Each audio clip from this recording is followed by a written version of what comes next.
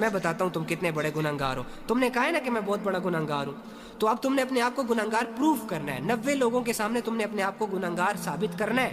اب میری بات سنو, احد نے آپ لوگوں کے سامنے کہا ہے کہ میں بہت بڑا گنہگار ہوں. اب یہی احد اپنے آپ کو کہنے والا ہے کہ میں اللہ کا دوست ہوں 2 منٹ کے اندر. احد میری بات کا آنسر کرنا, جو پوچھوں سیدھا سیدھا بتانا. فرعون کو جانتے ہو؟ اس نے خدائی دعویٰ کیا تھا, لوگوں پہ ظلم کیا تھا, اللہ کا انکار کیا تھا, بڑے جرم کیے تھے.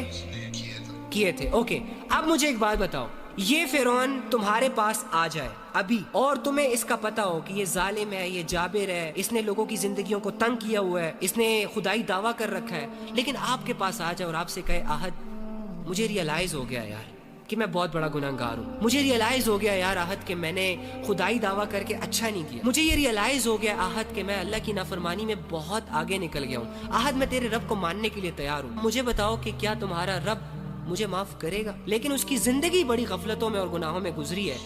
جب وہ تم سے یہ کویسچن کرے گا کہ کیا تمہارا رب مجھے معاف کرے گا, تو تم اس فرعون کو کیا کہو گے؟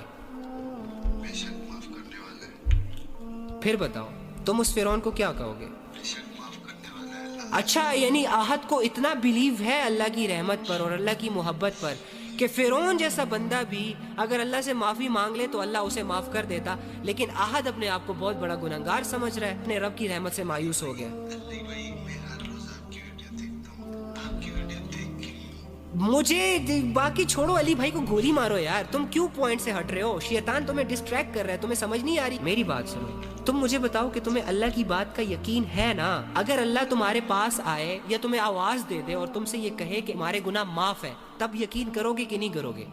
لیکن یہ تو پاسبل نہیں ہے نا کہ اللہ تمہیں آواز دے کر کہے, آواز دے کر سیٹسفائیڈ کرے کہ میں نے تیرے گناہ معاف کر دیے. تمہارے پاس ایک ہی ذریعہ ہے, قرآن. تو قرآن میں اللہ نے کہا ہے کہ اگر تم توبہ کرنے میں سچے ہو تو تمہارے گناہ صرف معاف نہیں کروں گا بلکہ ان گناہوں کو نیکیوں میں تبدیل کروں گا.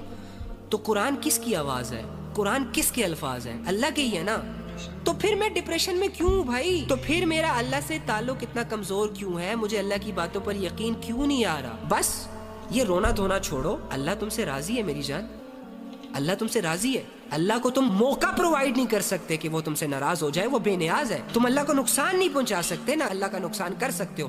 سو واٹس دا ریزن کہ اللہ تم سے ناراض ہو جائے؟ ریزن کیا ہے بھائی؟ ایک ایسے بندے سے اللہ کیسے ناراض ہو سکتا ہے جسے یہ غم لگا ہو کہ اللہ مجھ سے ناراض ہے, جسے یہ فکر رہتی ہو کہ یار مجھے اللہ کو راضی کرنا چاہیے, میں اللہ کے معاملے میں ٹھیک نہیں ہوں. ارے یہی تو تقوی کی نشانی ہوتی ہے. بڑے بڑے لوگ ہوتے ہیں جن کو اپنے گناہ ساری عمر ریئلائز نہیں ہو رہے ہوتے. تم ریئلائز کر رہے ہو ڈوڈ, یہ سائن ہے کہ اللہ تم سے